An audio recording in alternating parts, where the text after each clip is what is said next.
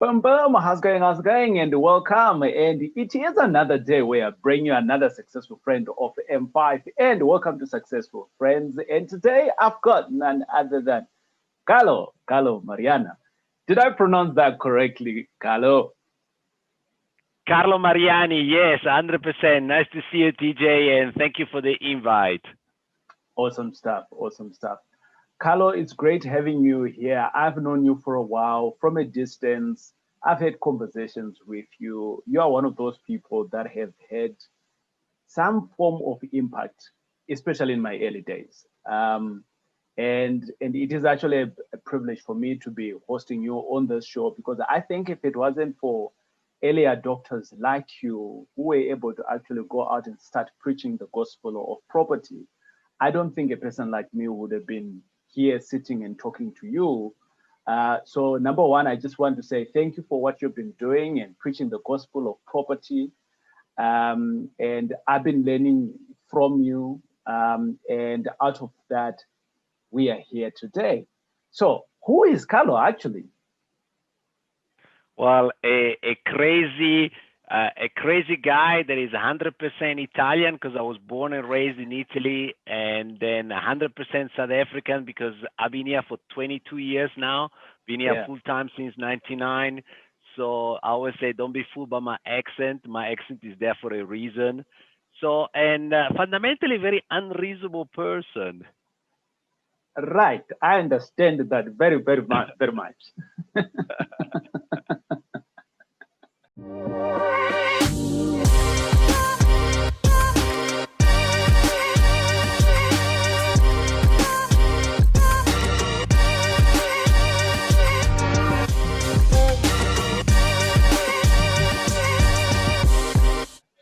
Carlo, I'm going to talk to a point when I first met you.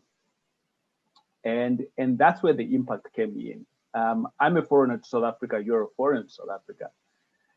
And I think sometimes we are in our position where we are, but we actually don't know that we have mental blockers that we've got.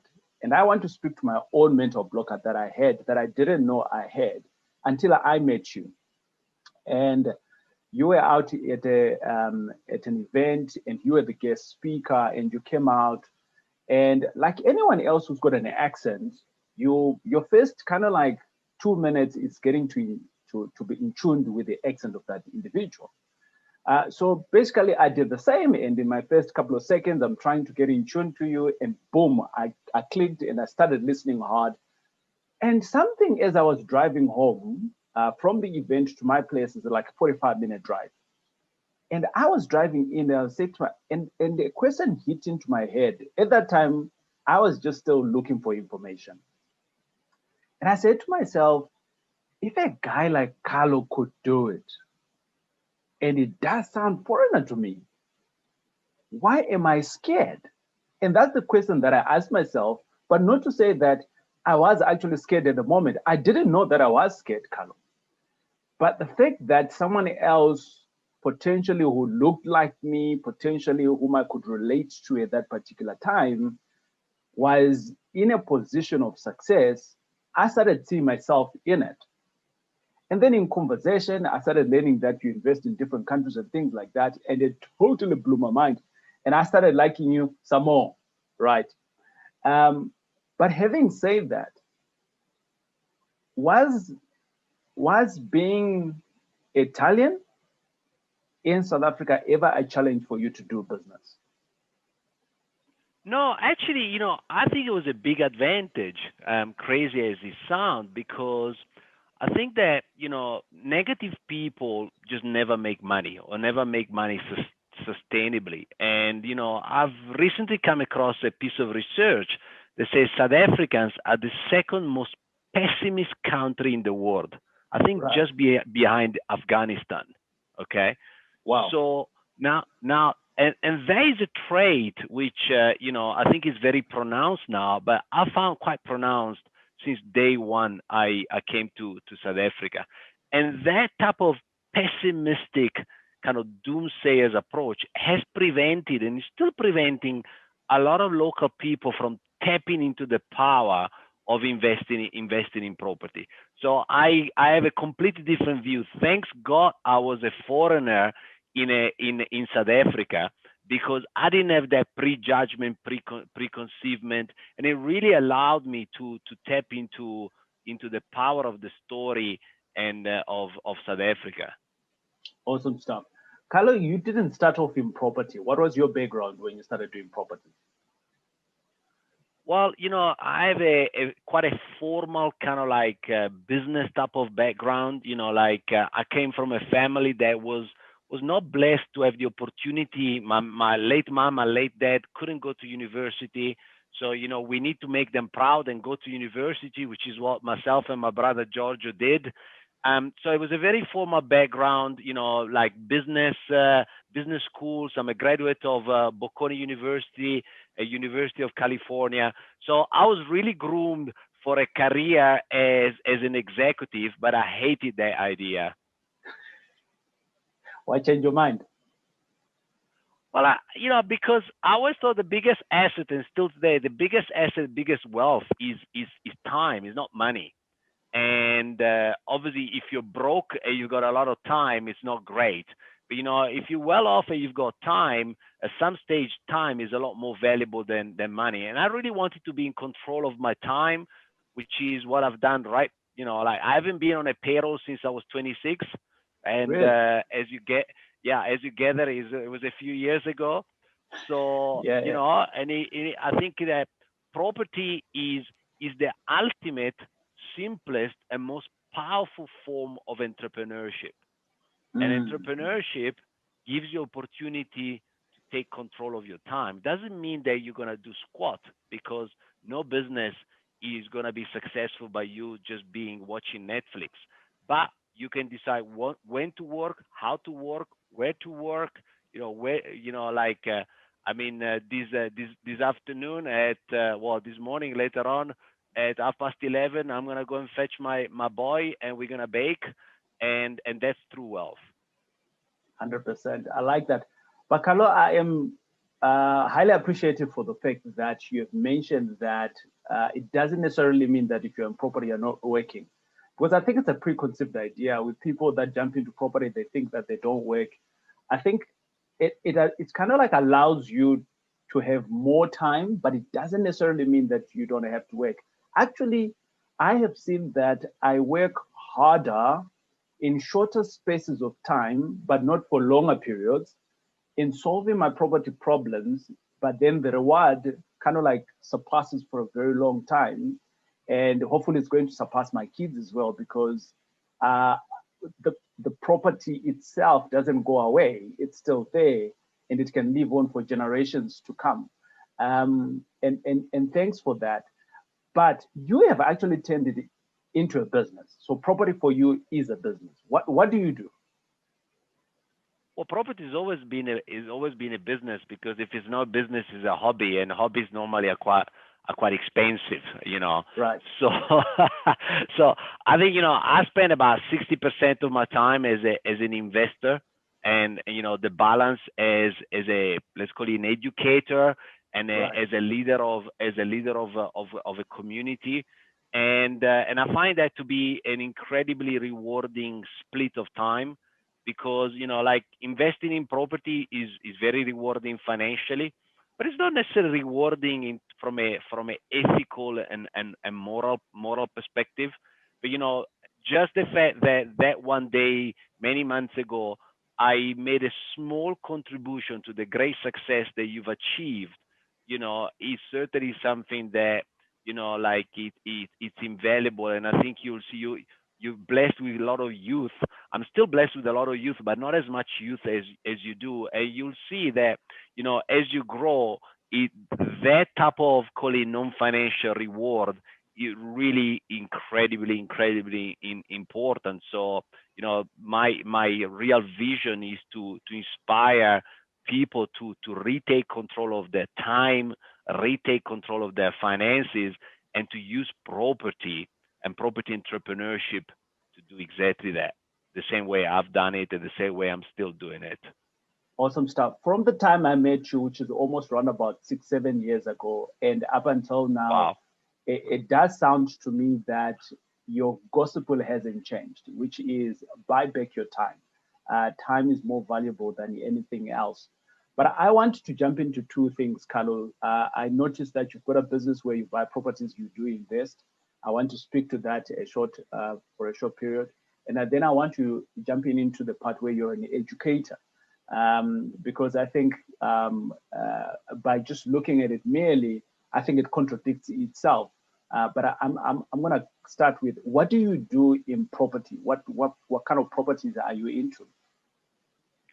So it's a very simple strategy informed by the fundamentals of supply and demand. And I think that, we tend to forget it's called a property market. And, it's one of the very few things I remember from a very expensive degree, that, it's a market as long as it's got supply and demand. And, Right. The difference is that, in 2003, 2002, 2001, you could literally buy anything almost at any price, and you will be just fine.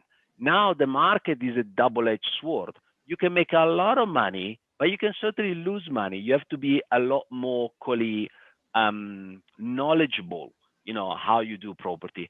And based on my research, I continue to stay focused on what I call orderly properties for orderly South Africans. And when I refer to orderly South Africans, I want to make two clarifications. First of all, South Africans are defined as anybody that lives in South Africa, okay? And orderly, not in a derogatory way, but as the kind of people that earn and have got income round about the median income in South Africa. The take-home pay is round about 15,000 rand. So the type of properties that I've invested in, I continue to invest in, generally speaking, they're not the type of properties you're going to see on top billing. They're not the big developments that you hear the mega stories of billionaires. They're just boring properties that are just basically, the properties that people need to stay in because they're close to schools, close to varsities, close to transport, close to work. So that is the type of properties that are in the sort of like 200,000 to sort of like maximum 900,000 range. I'm very focused on Gauteng. I spent 16 of these 22 years in Gauteng, so I love the Gauteng market, even if at times it's been a sort of short-term disappointment, but it's certainly where I continue to see the opportunity, the bulk of the opportunity for orderly properties for orderly South Africans. I like that. And Carlo, there you are, you then all go on to become an educator, and you're an educator in property as well. And the thing is that the earth is already there, Gauteng is already there, earth is not being, there isn't a huge surplus of earth, so we can easily say that some of us who've been privileged to be in the space of property, if we are to teach other people, then there's going to be more people who are going to start developing things like that and compete to buy with us. But you are in the business of educating like-minded people. And well, what's your views there? Because it's kind of like contradicting itself there. I don't know, does it work in the same thing in your head? I mean, I'm an educator myself as well, but I don't know, what's your view on that? But I think that, an educator, and I always talk about, Chinese walls. I think an educator that is a true educator, must be sort of exceptionally wary of also becoming active on the sales side of the business. So, my personal approach has always been, I invest myself. I've got business partners, local and international. But when it comes to my community, we do not sell properties. We believe in providing education that is local, is relevant, is practical. And I always say, I'll give you the fish. I'll give you the rod. I'll show you where to fish, but you gotta go and do the fishing, because the opportunities are everywhere or in most places. And some people might want to tap into the Cajizo market, and there's opportunities there if you know what you're doing. Some people might want to tap into the center market. And you know, you cannot be an area expert of everything. But Right. if I give you the GPS and I tell you how to find your destination, you go and find it. My reasoning is slightly different from yours. Property, yes, for me it's a vehicle to wealth, but for me it's slightly different. I'm of the view that I realize that the more you learn, the more you are going to earn, irrespective of what you do. And I was a little bit lazy in terms of learning, but when I realized that when I start teaching other people, in the moment of teaching other people, the things that I learned 4 or 5 years ago, in that moment, I'm also teaching myself. That's number one. And then number two, I agree with you. the people are going to ask me questions that I never thought of myself because I'm lazy in the thinking. It's going to make me think it's going to make me think to learn a little bit more so that I can provide the rightful answer. Nobody wants to be asked the right question and not have the right answer, especially if you do have an audience. And that has been one of my reasons, Carlo, for teaching others, because it keeps me on my toes in terms of learning. So I've kind of like used it as an accountable partner, so to speak. There's no person, but obviously I then utilize all my students for that reason. Carlo, just like you and I, decided. Very well said, by the way, TJ. I think it's very well said. Thank you, Carlo. Thank you. Carlo, you are married locally. You decided to marry here. You didn't decide to go back to Italy and marry an Italiano, and beautiful wife, by the way. And Thank you.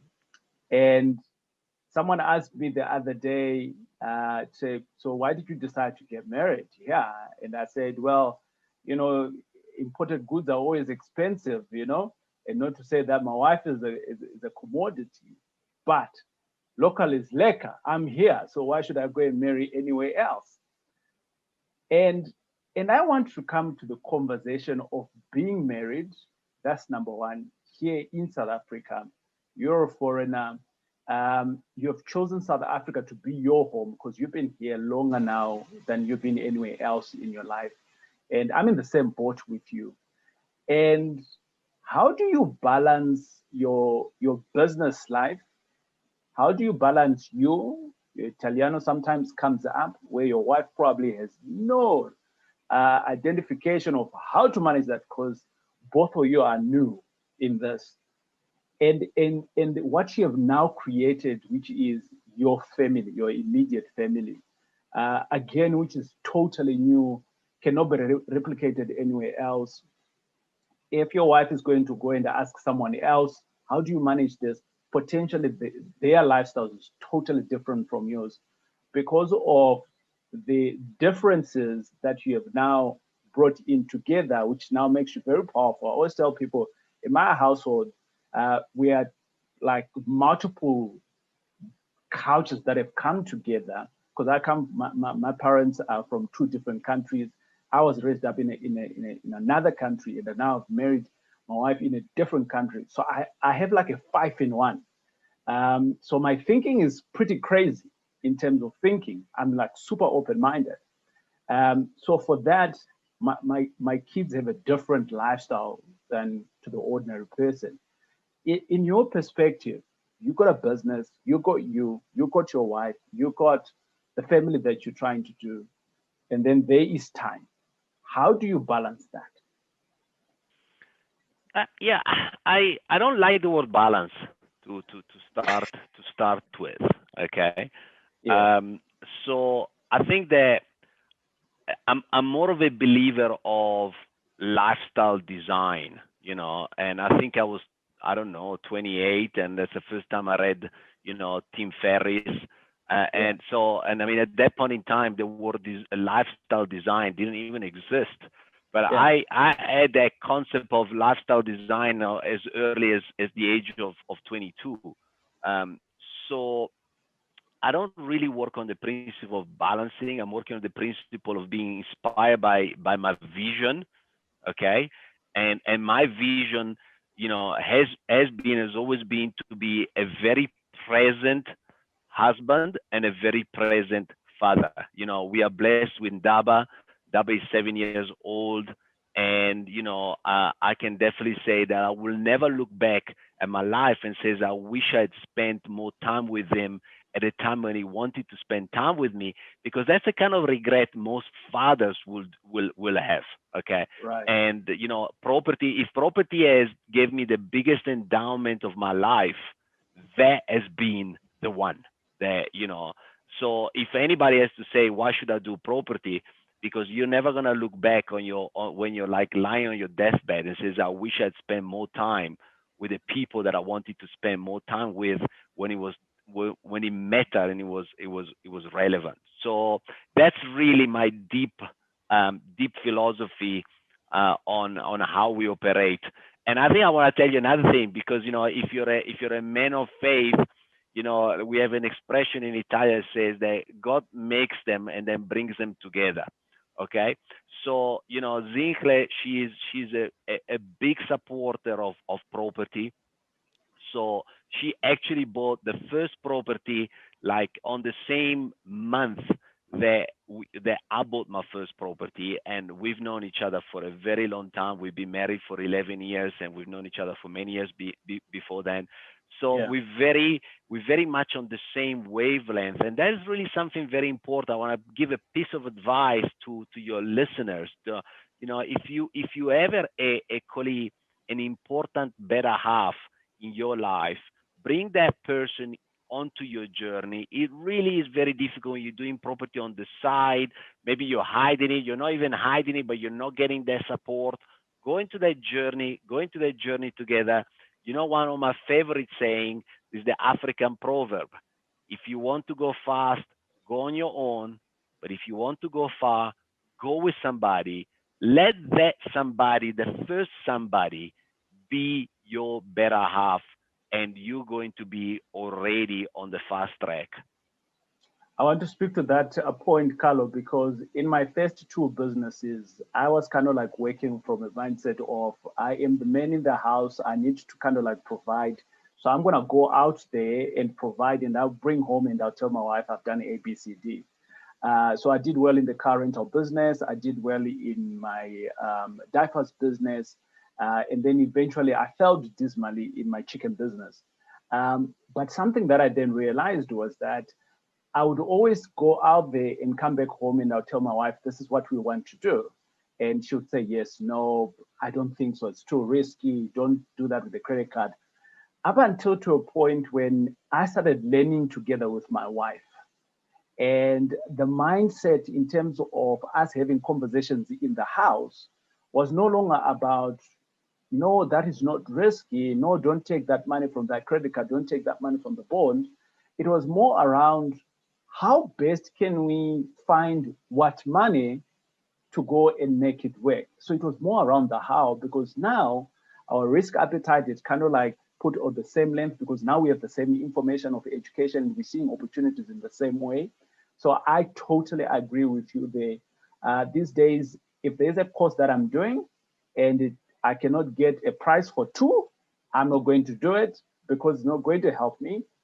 It puts me at the back foot because now I need to come home and start promoting what I've learned. So I'm just going to buy two tickets and that's it. So totally agree with you there. Carlo, as we draw a little bit closer to our session, the question that I want to ask of you is that you have been on the journey for a while in terms of property investing. You have seen the ups and you have seen the down and you have seen the flats, right? And what are some of the benefits that you are seeing that when you were starting off in your property journey, they were like kind of like futuristic that maybe I might get there. But right now, you have potentially seen them, they've disappeared, they've come back again, or you have just, kind of like lived them maybe for the last 10 years. What are those benefits? I think I'm gonna have to be boring and repeat that again because that's and it's really about control of your time. And I think that's the absolute key thing. And I see, my wife, she's a very successful executive in the financial services industry, but she does not have control over time. So when Daba and I go to the Alps and ski, or pick up and go to the Alps and just chill and lounge, that she doesn't have that flexibility. And I can see when we FaceTime that it's so. She wish she was there, and that is, and people always ask me, so how is it possible that Ndaba, speaks so fluent Italian? And I say, well, there is no magic. It's because I'm spending time with him. Nobody learns a language through kind of like magic. You gotta Right. talk, Right. you gotta talk, and that kind of to me is almost like it shows, the type of sort of like control over time that you getting. Awesome stuff. I really like that. Carlo, before I leave you to go, man, I just want to ask that you've been around for a while. Any favorite books, business books that have helped you from when you were starting, or maybe somewhere out you were kind of like thinking that you were at your max and you're running very well, and then you read that one other book and it gave you a leapfrog in terms of your thinking or in terms of your operation in your business? What book would that be? Can I give you two? Yeah, you can give us a full Okay, list, so Carlo. uh, I think that, like maybe not necessarily what sort of like informed me like 20, 25 years ago, but a Yeah, couple of books that I really like, happy to recommend. One is Never Eat Alone by Keith Ferrazzi. Never Eat yeah. Alone I've read the by book. Keith Ferrazzi. That Yeah, is a great one, and it really talks to the power of collaboration. right. So that's one, and the other one is a book called Shoe Dog by Phil Knight, the founder of Nike. Okay. Now, that is a very, very beautiful story about how entrepreneurship and property is nothing but another form of entrepreneurship. Is not going to be a downhill kind of like journey. It's going to be a tough journey. It's going to be a journey where you're going to get into the valley of despair. And he talks about how Phil Knight was literally selling shoes from the boot of his car, how he went bankrupt twice almost.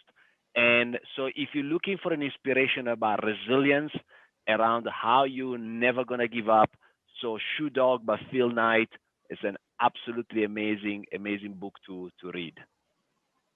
I'm almost afraid to ask you my last question, Carlo, because I think I might know the answer for it. And that question is, what do you think? What does success look like to you? Well, success looks like, first, I'll give you a slightly different answer because I know the answer you're expecting, but I think You're letting me success down, Carlo. is, let me give you equally an additional angle. I think success being means being very proud of what you're doing, being very proud of the contribution you're making, being very Right. proud of the impact that you're making. And if you allow me 30 seconds, like just today I am launching the third edition of the Sunshine Bursary Program. There is a bursary that I'm personally funding myself, for young women. So if any of your listeners is a young woman, born between year 2001 and 1991. I'm making sure the calculation is right, of all races, and you're earning less than 120,000 rand, and you want to sort of like, get into property with the right education, then you can send me an email to Carlo at thepropertycoach.co.za with the title Sunshine Bursary Program, your CV, and a motivation letter. And I'm giving bursaries to the tune of 20,000 rand by the end of February.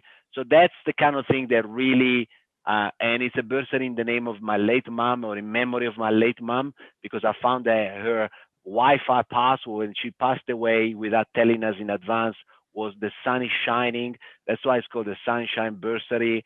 And as you can see, I get quite emotional. That's what success means for me. Carlo, that hits home for me in many ways. And the last question that I then want to ask you there, or should I say a follow-up one, is I've seen that you've been on the forward front of educating the female. And the question is why? Why female? Why almost kind of like have that focus on female? I think it's two reasons. One, I think that South Africa needs a very strong women, very educated women to really take our country to the next level. And the other one is very personal, because my mom went to work when she was 13. Right. She didn't have the means to go to school, and she lived a very full life. But to the last day, she said she wished she had the opportunity to have formal education. So those are the two reasons why I am so much on the front foot, and I will continue to be on the front foot of empowering young women in South Africa to sort of like reach sort of like financial independence and grow their knowledge and tap into the power of property. Awesome stuff. Carlo, I'm gonna end it here for today, but I feel like we haven't even scratched the surface, man, in terms of possibilities, in terms of what you can give to your story. I almost want to say that, look, I think my conversation with you is the beginning. Let's bring you back again, because I'm just now trying to think, if it wasn't for time, I'm going to jump on to understand the bursary. But ladies and gentlemen, we're going to put in the link, right? So click in the link below. There'll be Carlos' email. And if you're a female, don't pretend to be a female, by the way, right? We're going to check, right? And out of that, Carlo will be able to save you with that bursary. And I think education, once you've got education, I'm a big fan of Robert Kiyosaki, and he says to me the difference of people who are going to make money and not make money is not the ability of doing, or it's anything else other than the information that you hold in your head, or the information that you've been privy to. And that can give you success, right? If you knew for a fact that something was coming up, you can go and buy, you could have borrowed, like 10, 15 years ago, you could have borrowed 100,000 to buy that one piece of land, right? Because you know what's going to happen in something. But if you don't know, you can't make money. If we all knew that Elon Musk was going to invest in Bitcoin like he did a couple of days ago, all of us, we could have run into. So it's just that information that can be a game changer in a split of a second in whatever that we are going to do in the life of that we live in. Carlo, any closing comments? No, I think TJ, thank you so much for having me, and thank you so much for investing your very valuable time in creating a platform to inspire more people to retake control of their time, their finances. I know that it takes time. I know it takes a lot of money and commitment. So like, we're very grateful for the platform that you've created, and feel free to sort of like tap into me anytime. Always an absolute pleasure to be chatting to you. All right, thanks. Thanks a lot, Carlo. It's been great having you here with us today. Boom, ladies and gentlemen, I did tell you, we bring nothing other than the successful friends of Empire Property Addicts. And if you're one of those people, well, let me just not say if you're one of those people. If you are a female, you know for a fact you're a female, then you are the right candidate for Carlos Bursary. Ladies and gentlemen, thanks a lot for watching, and there's plenty more of these videos. You can click and I'll check you out on the next video.